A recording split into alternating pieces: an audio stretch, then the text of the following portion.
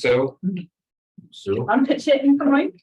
Yes, He's not Mike, here today. Mike will not be here today. He's out of town from today, so let's get started. Minutes from the May 9th meeting. Any additions or corrections needed? If none, will someone make a motion to accept? Dave, second. All in favor, say aye. Aye. Anyone opposed? Budget report is attached to your agenda. All right, Greg.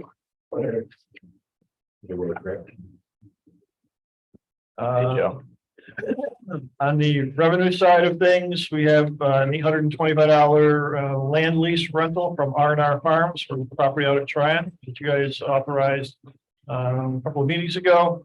We got some investment earnings from our T-bills. On the expenditure side, we have salaries and a workers' compensation payment. We have the two legal fees that were authorized at the last meeting to Kara's firm for work that she's performed. There was a $400 fee to Whitaker Appraisal for the appraisal that was authorized at the last meeting.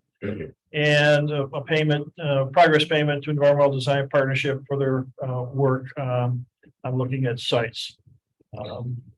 There was a $7,000 progress payment made on the generator project out at Tryon.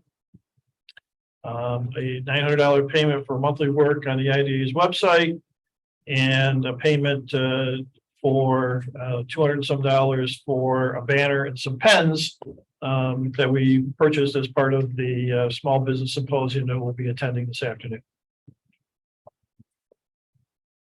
And that's the budget report for this month. Any questions?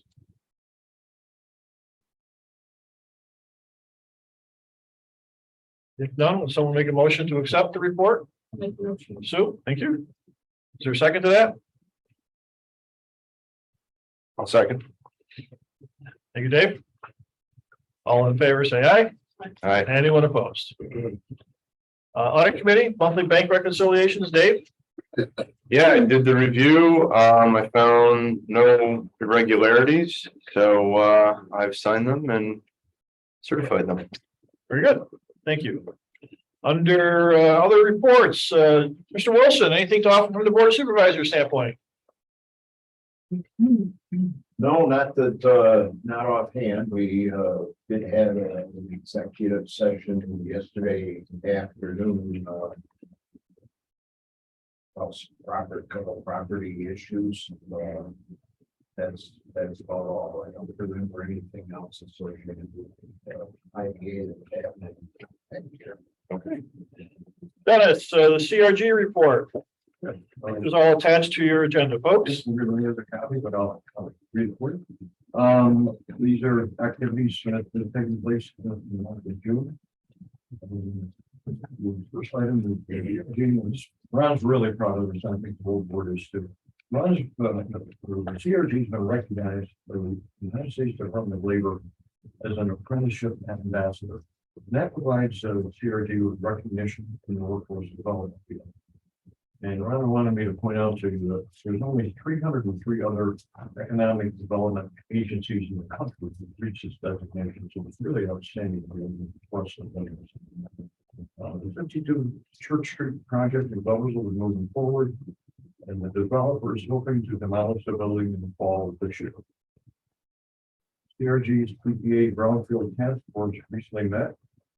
It was decided to move forward with further investigations on Fashion Cannery and Skip's Garage. Additionally, CRG met with the Village of Rhode Island to start the process of developing a plan to move several zombie properties from the current state to third-party developers. The Mohawk Valley Brownfields Development Summit took place in Fulton Community College, and Jack and I were actually there in attendance with many other people. There were 210 registered guests and 25 walk-ins from all over the state. And one of the speakers was Lieutenant Governor Antonio Delgado and Lisa Garcia, Regional Administrator for Region 2 of the US EPA, gave the keynote speech on day 2. Micro Enterprise CARES Act round 4 drawdown came in, and the transfer process for Beyond Your Garden, Stump City Brewing, Adirondack Express Loop, and the Fulton County Barber Shop. The CRG was invited to meet with a Taiwanese delegation touring the state, and they are looking for, they're interested in advancement manufacturing. The CRG closed a loan with the Century Club with the Gloversville Loan Fund. CRG anticipates closing a loan with a startup called Sage and Cedar in Gloversville. And this is a startup restaurant which will offer convenient, casual, and healthy foods. The second loan under the newly established City of Johnstown Loan Fund was approved. Is now moving forward, and since this was printed on Monday, give you the note that's actually closed out. DRG's downtown development specialist continues to meet with DRG project awareness. Meet with the DRG project awardees during May, and she's held 13 different meetings. And last is the save the date for Palace Diner, August 26th. Ron gave me a comment yesterday that put that on hold. There's some change in the plans. It was not going to be 26th. And that's all I have. If anybody has any questions, please feel free to get a little while. Guys, what does advanced manufacturing mean? Like the Taiwanese, do you know what that is? That chips or something like that? Well, I'd say that, yeah, it's.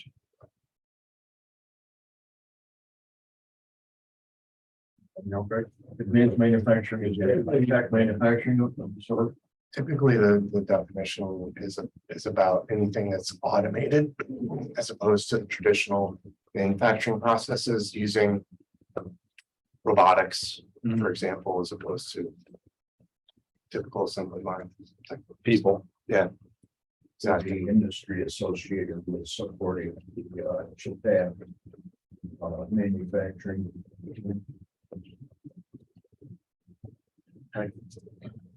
Any other questions for Dennis? Thank you, Dennis. Thank you. All right, moving on to old business.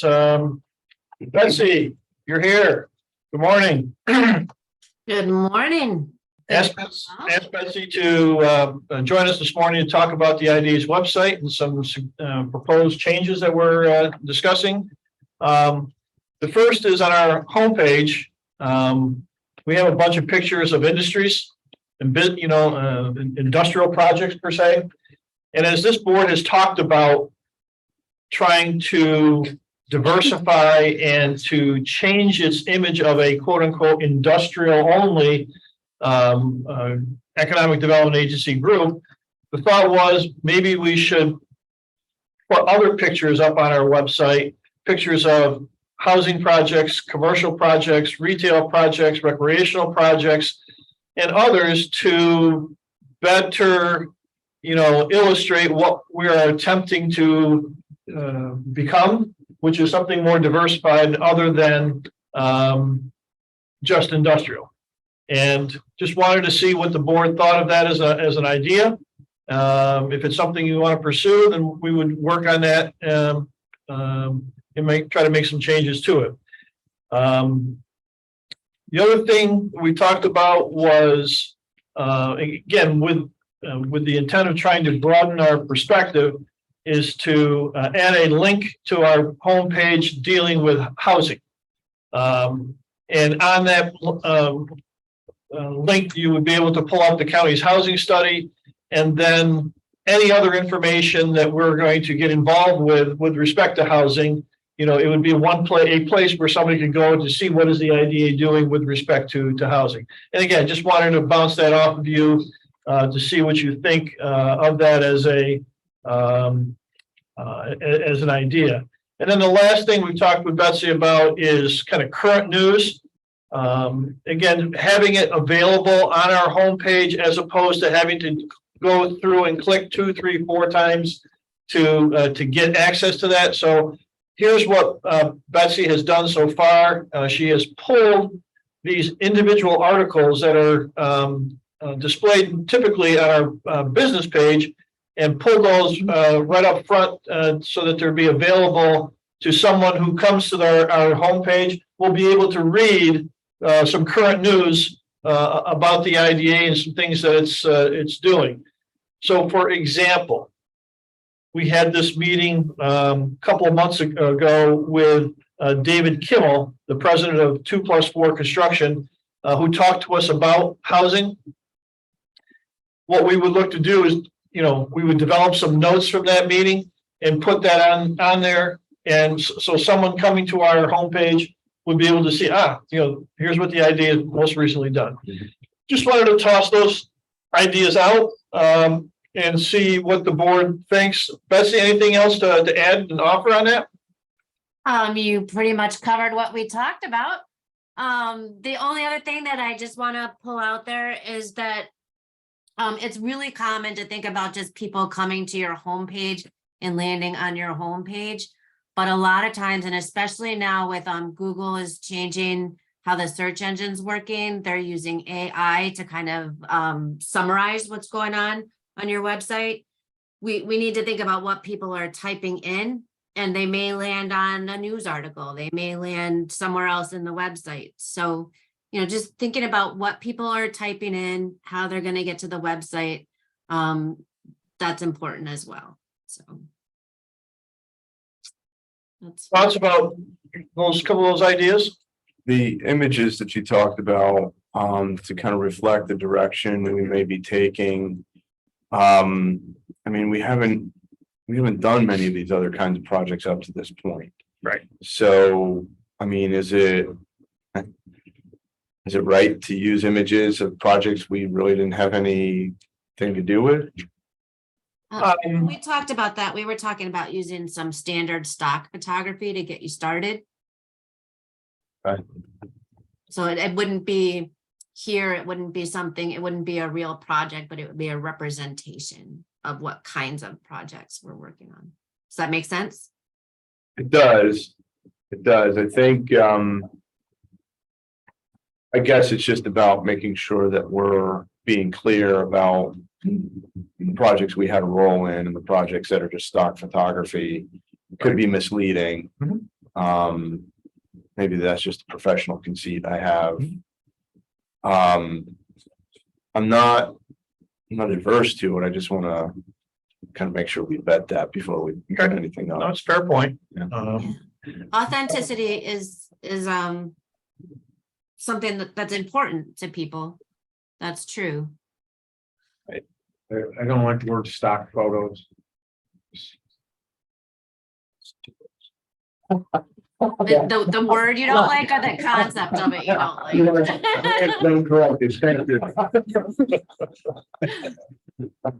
You wait for executive. Do you object to using copyright free photography or as a rule, or? Well, I just like to hear, something from Fulton County means more to me than. Well, I think to Joe's point, tapping into a little of my own insecurity about the use of copyright-free imagery. I think you can take photos of neighborhoods across the communities that are well established and would be understood to be representative of community-focused development, not necessarily representative of things that we've done. I was thinking about that, Dave, as I was on my walk this morning.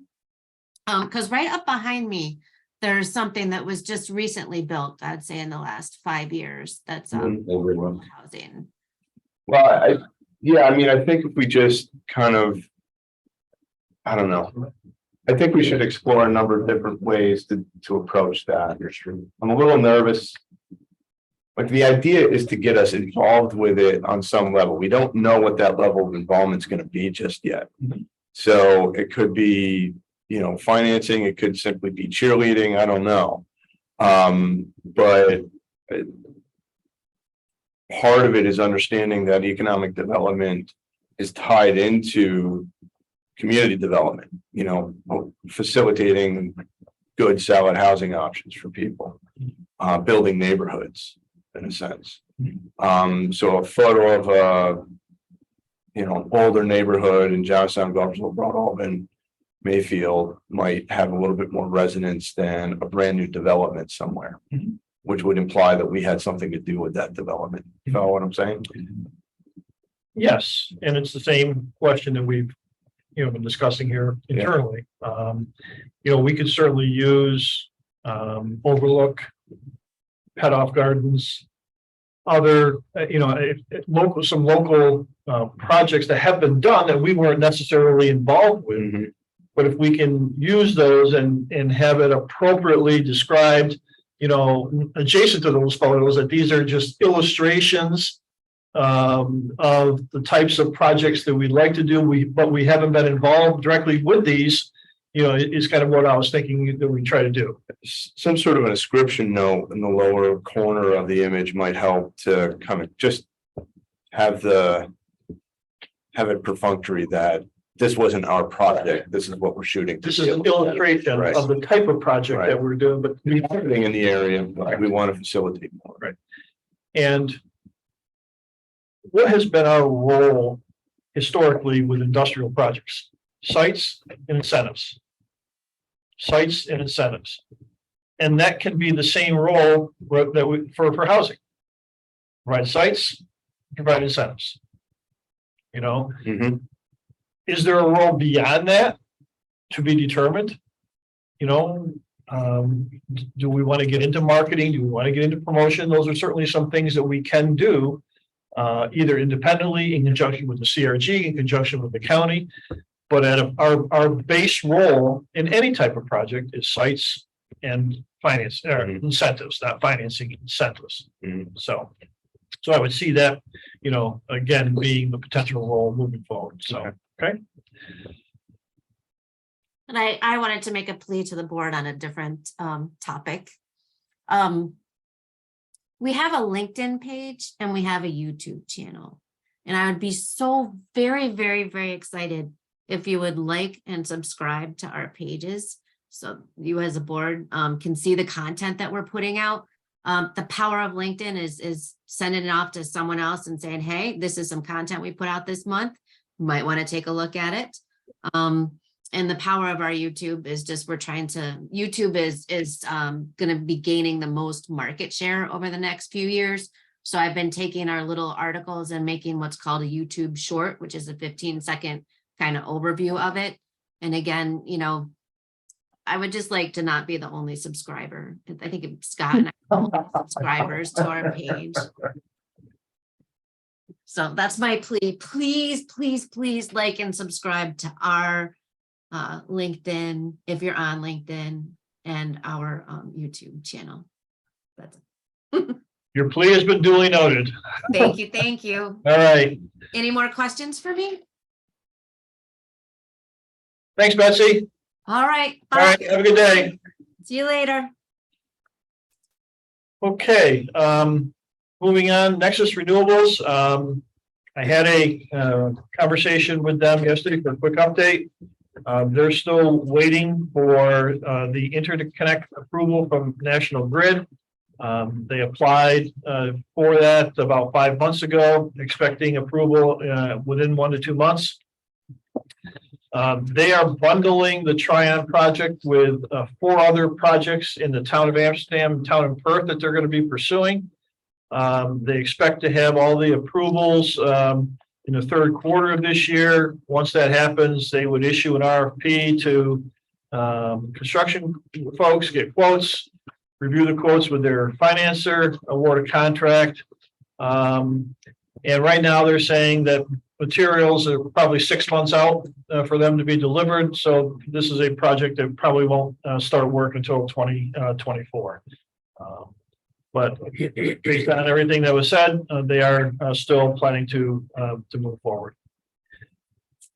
Any questions on Nexus? It's been several years. Yes. Would it be prudent of us to relook at our financial arrangement with them? It was what, a 20-year, 30-year. 30-year with options, and things have changed in the last couple of years. Plus you're adding on to 2024, which will be a 3rd year. Would that make sense? Oh, the lease term wouldn't start until the project was completed. Okay, so we're not like the lease hasn't started yet. Right. Technically, it does, not technically, officially, it doesn't start until they flip the switch and power that they're generating gets put into the grid. We have, we've approved those leases have all been signed. We just haven't filed those officially with the county clerk's office here, correct? Right. So so from that standpoint, those leases have been approved and signed off on. Now, are you suggesting we go back and reconsider those? Well, are you saying that maybe there's more lucrative deals now, as years have gone by, or less lucrative? I mean, I don't know. I don't know anything about the solar industry. I don't want to put words in your mouth. Well, I'm not familiar with Might it either. be. This has been 3 years. We still have no action. Who's to say it's not going to go a 4th year? Who's not to say it's going to be a 5th year? What was their option? What was their option agreement? The option agreement, which you have extended. Okay, you've extended it through the end of this year. Right, where they have to commit to move forward with this project. Okay, so you have control over that to the extent that at the end of this year, if you want to restart the process, you don't renew the option any further, and everything ends, and then we have to start over again. Okay. The structure of the deal was about the percentages based on improvements. So, I mean, that's really kind of out of our hands. I don't know that there's a new structure that we could. Well, I'm talking about our lease arrangement, the payment from them Yeah, to the payments us. is based on, There's two payments. mm, There's one basic land lease. Okay, which was set at 31,000 a year in year one. It stayed constant for 10 years, and then there was an inflation factor built in over the next 20 years. Then there was also an energy lease per se, where they would pay us a certain fee per kilowatt hour of energy generated. Okay, and so that both of those would kick in, once the project was up and running. The land lease they pay at the beginning of the year. Okay, the energy lease payment would be made at the end of the year. After year one, they would determine how many kilowatt hours of energy was generated. Based on that, they would pay us a fee for whatever that fee was per hour. So Todd, you're asking if those rates are Right. consistent with the industry? Is 31,000 now a fair rate that we would be receiving? Because things have changed in the last couple of years, and now we're up to 2024. Just a thought that we need to revisit at some point. I mean, I think we are gonna have to ask them to confirm their figures for the sales tax and things like that to make sure that those numbers are accurate if the prices of their haven't gone up, because we haven't had them update that. But I think it's a little premature for that right now until we know when they're gonna start, Right. Where's the site that we're talking about? Say Tryon.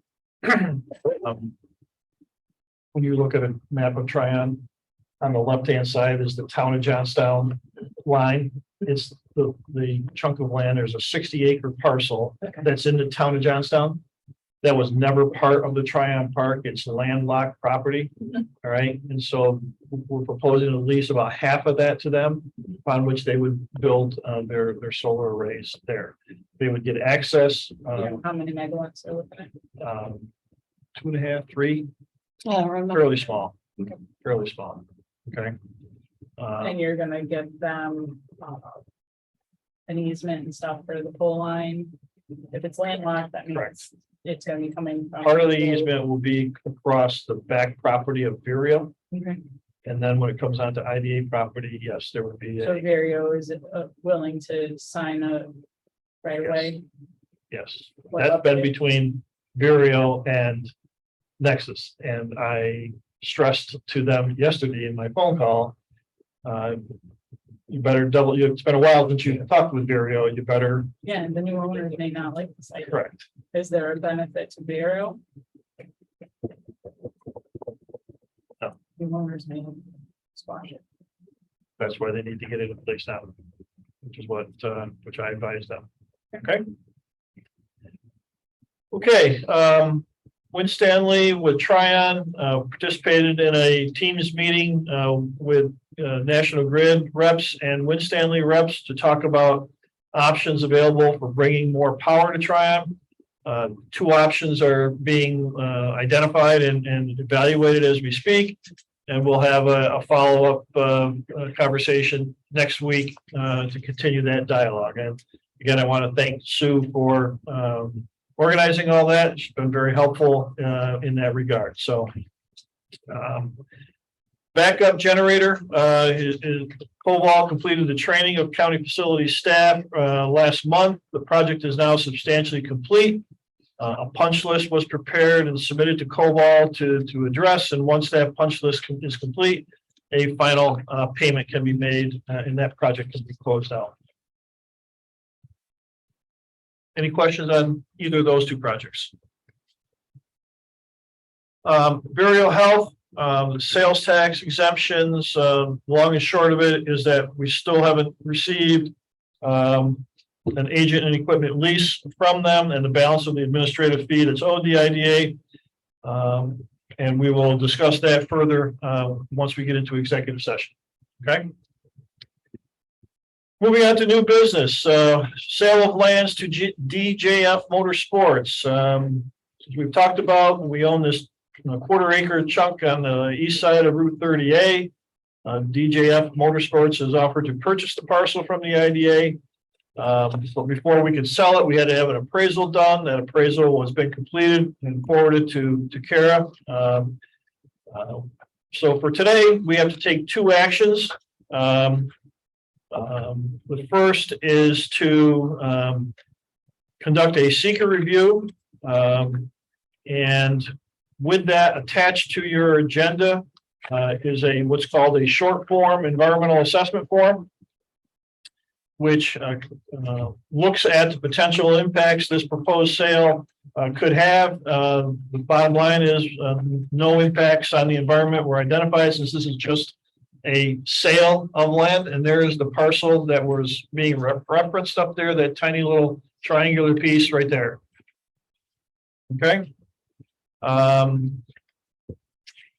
And so my suggestion, my recommendation is that the IDA board issue or adopt a motion to issue a negative declaration under seeker on this proposed action.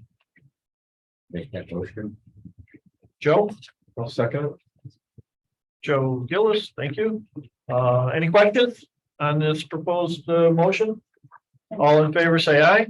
Aye. Anyone opposed? And then attached is a resolution that Kara has drafted that would authorize the sale, this particular sale. Kara, anything unique about this resolution? Very standard Standard, yep, and we're not required to do the 90-day notice because we don't exceed the value, Right. so we. Okay. Any questions on this proposed resolution to authorize the sale of this parcel to DJF Motorsports? Hearing none, would someone make a motion to approve this resolution? So Dave? I'll second. Sue? Any further discussion? All in favor, say aye. Aye. Anyone opposed? Okay, moving on to other business, mission statement. Based upon our discussion at the last meeting, there was discussion about potentially changing our mission statement and shortening it. I emailed everybody a couple weeks ago mission statements from the other IDAs that surround Fulton County. And if you recall that, none of those counties have really developed shortened mission statements. However, based upon the feedback that Dave and Greg got at the IDA Academy, it is something that is being suggested for consideration. So you came up with some couple of ideas. at our last meeting. I took those and have expanded and offered some options back to you. We provide opportunities for economic development or economic growth or economic progress or economic prosperity. Just try to come up with some different terms to use. We offer opportunities for economic development, same thing. Pick one of those terms.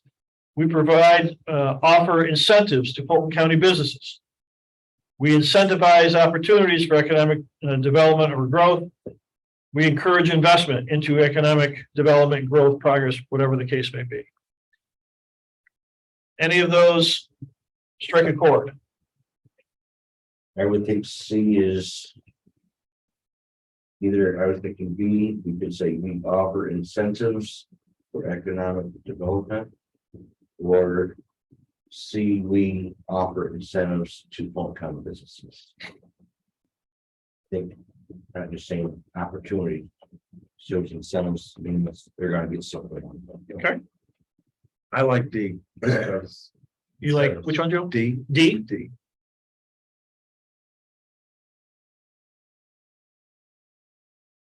And which word, Joe? Incentivize. Opportunities for economic development, economic growth, economic progress, economic prosperity. Which one? Development and growth. I still think they're all too long. Okay. I was leaning into possibly D. We incentivize opportunity, period. I think we are development agency. I think it's implied in our name that we're involved with that. My other thought was option F. We make opportunity happen. Something along those lines. But to Joe and Joe's point about, our role being to incentivize development, the use of the word might be handy.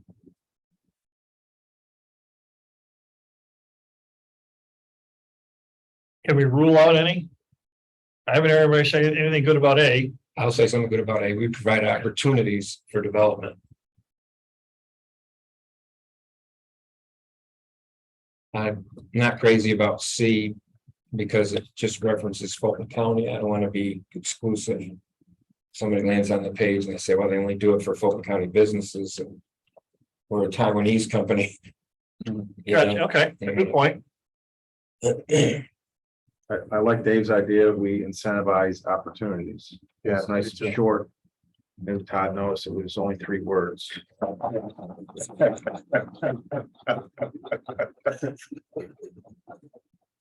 Maybe I'm laughing a little bit too hard on that. That was funny.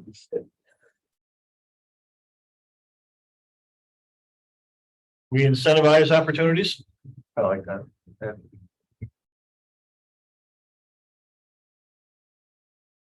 Okay.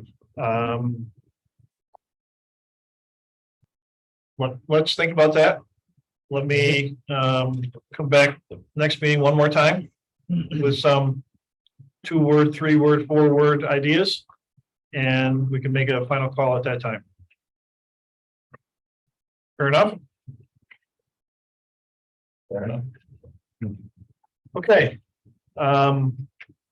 ID board training this month as we talk about housing and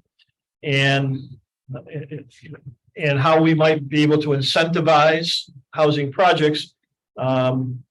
Wanted to just run through a little bit of the history of the legislation that enables you to provide financial incentives to housing projects.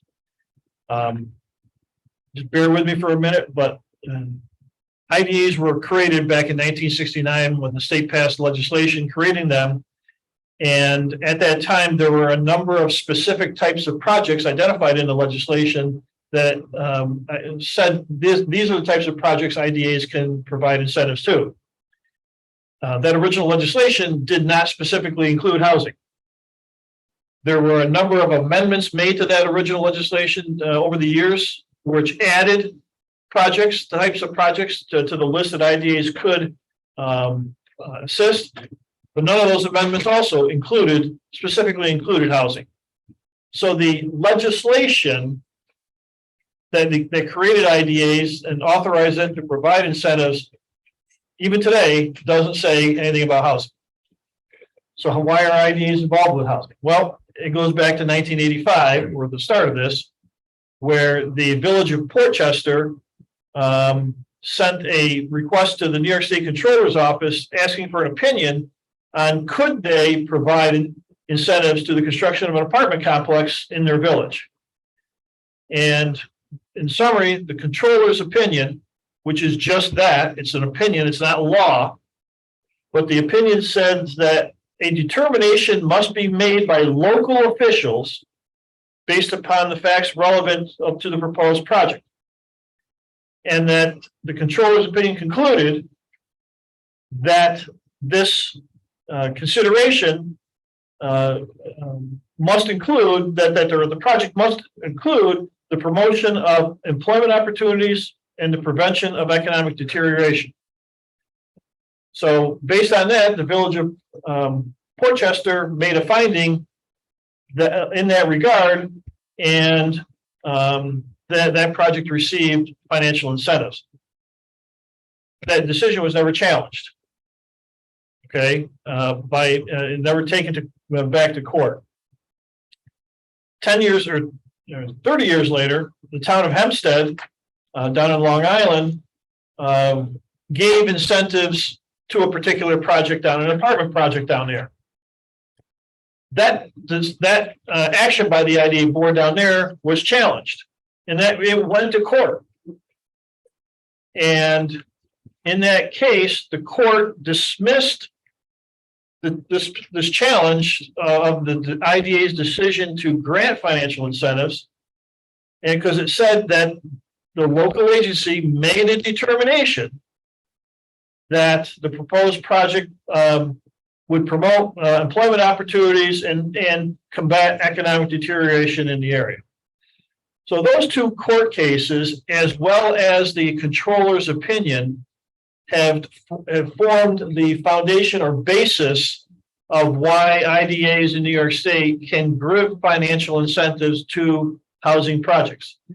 And to do so, an IDA must make a finding for a particular project that project promotes employment opportunities and prevents economic deterioration.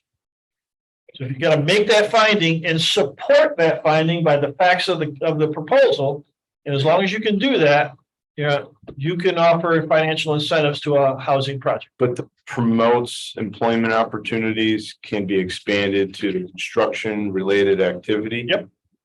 It can include that, yes. Correct? And often that is the foundation for that, but projects, permanent projects also do create some full-time minimal, a manager, custodian, whatever the case may be. But I wonder, has anybody done any research to determine if residential uses supported by IDA incentives promoted employment opportunities outside the development?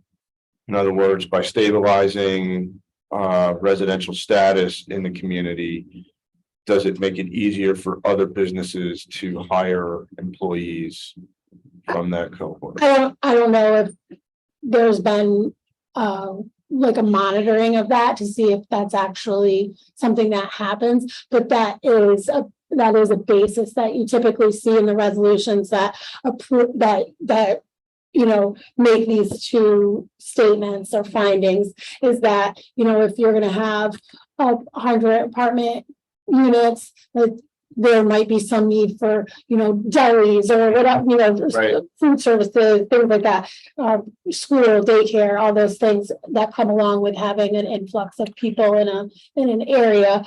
does that create the need for other businesses to come? Well, that's interesting because that reminds me of the development over on Weibel Ave in Saratoga, which is I don't know how many housing units are there. It's all apartments. Yeah. But the first floor has nothing but commercial Right. space. It's a lot of retail, some office space. But, you know, it's creating employment opportunities for possibly residents. And I think a lot of those services are probably utilized, like the people that live there. There's restaurant, there's a Yeah, coffee shop, a nail place. Bakery, yeah. Yeah, laundromat, I think is one there too. Yep. So those are all services that I would anticipate that a lot of people that live there utilize them. So it could be easier to justify that portion of the filter, if you will, when it's a mixed use development where there's commercial and residential in one, but wouldn't necessarily preclude single family residential development if we felt that there was a substantial enough benefit for stabilizing employment in the community. Yeah, a single family subdivision. Single family, in my opinion, is not, but you guys said that it was discussed at a conference, so. Okay. Um, Tougher to justify that. Construction jobs. yeah, Well, in the immediate, it's construction jobs, but it's definitely preventing the economic deterioration because you're giving people nice places to live, and in most cases, people want to live and work in the same community. So if you're giving people nice places to live, then you're not deteriorating the area because you're bringing people in to live. Well, that's exactly right. In an area that's losing population steadily, if you're able to keep people here through the offering of decent housing, I think you're helping to stabilize and improve economic conditions in that community. So, with respect to our uniform tax exemption policy, okay. Section 3 of our UTEP references a section of this original 1969 Act to identify the types of projects that the IDA can assist. And as we looked at this, I think that creates an issue, because if our UTEP says the projects that this IDA can incentivize are those listed in the legislation, then we're kind of saying, well, you can't do housing because housing is not listed in the legislation. So my suggestion is that we need to go and amend our UTEP to specifically include housing. Everybody understand what we're, but I didn't bring that here to you today because there's a second issue that I wanted to talk with you about. Before you leave that issue, Yep. just, and then this is where I would defer to Kara too. I mean, I'm always nervous about being too detailed in my descriptions of things, because then it causes problems when there's something else. So wouldn't it be better to say something or other such projects as legal under you know, established precedent or whatever fancy jargon our attorneys can conjure up? well, so the language, so Or allowable uses, something like that.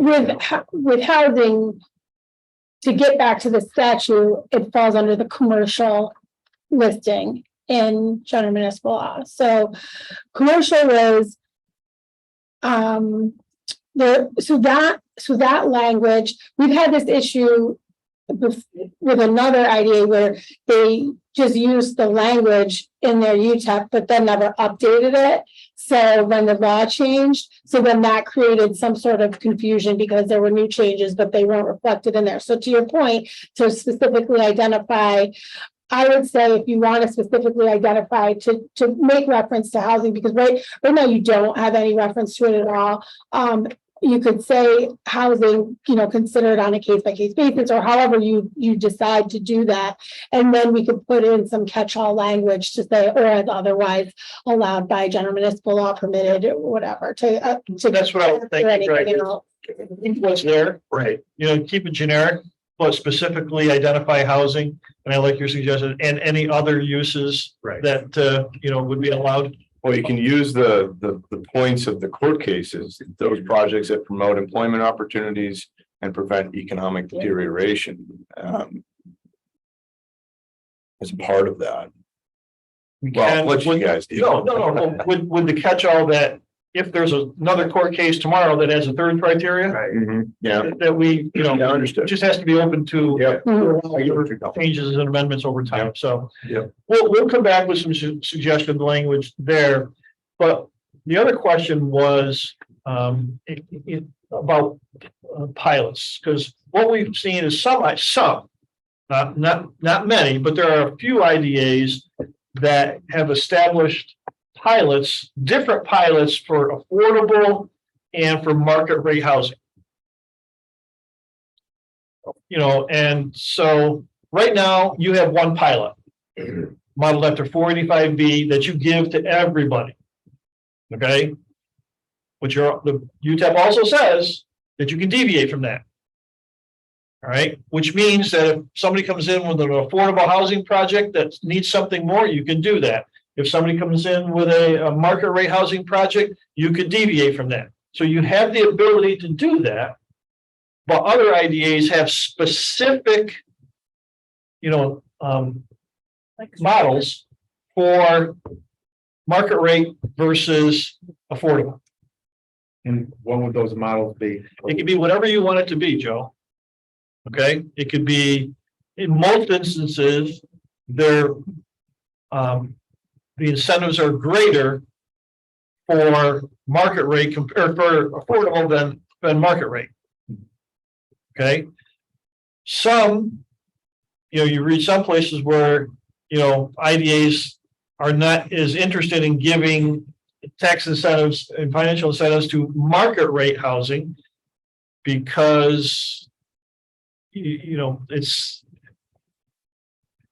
the need for incentives theoretically should not be as great because you're providing market rate housing versus affordable. I just wanted to bounce that off of you. Again, you have two approaches. As is, keep the pilot as, or the UTEP as is, and say, if you need to deviate, we have the ability to deviate. Okay?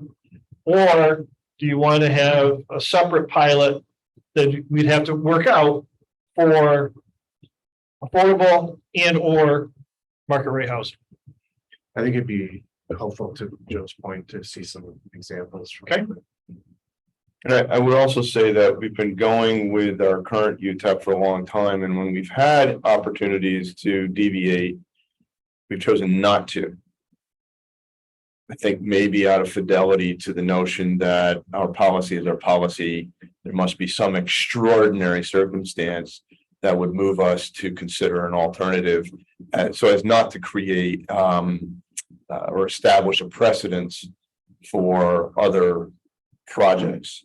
But I think we may want to look at tweaking the language a little bit for ourselves and other future board members to maybe feel a little bit more comfortable and confident that they can, in fact, pursue an alternative to these established pilot program if they feel it's necessary. I would say that I felt there was a huge kind of divide the last time we considered this for a project.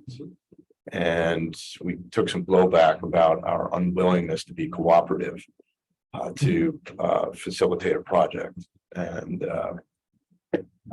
yes, and I think we should look at see what some others are doing and how those pilots for affordable and market rate housing compare to our standard pilot, just to see what's out there.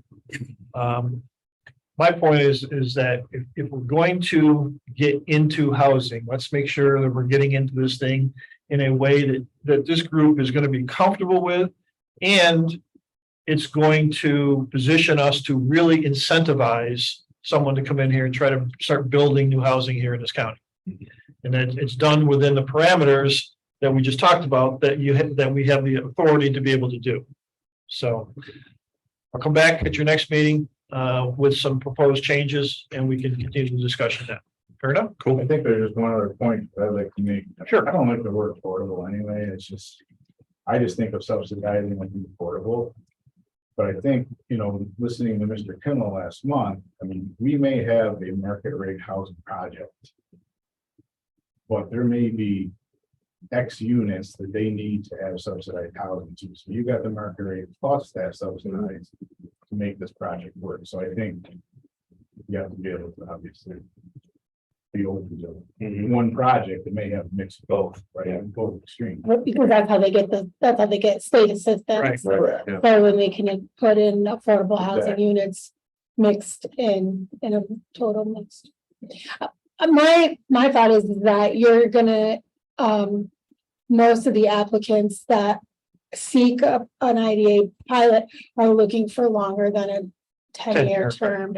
And they base it on, in part on their budget and, kind of what they're affording. And to the market rate apartments, the benefit is not necessarily passing through to those tenants that are paying market rate. With the affordable housing, it's usually going through to some extent that, to make their rents lower.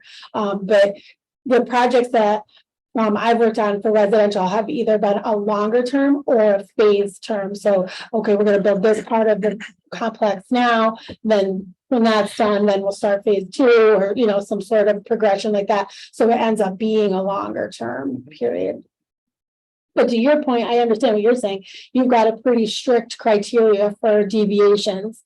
And so is every housing project going to need to go through that deviation process? That's a good point. I mean, it might raise some concerns about how you analyze that. All right. Last item, just CRG is having their small business symposium this afternoon. IDA will have a table at that event. And Sue and Mike will be joining myself.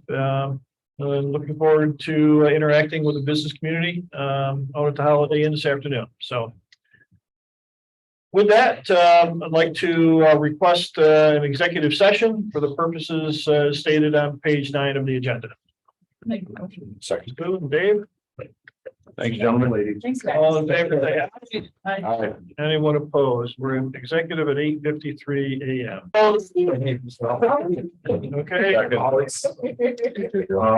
in favor, say aye. Thank you all. I will send an email out when I hear more about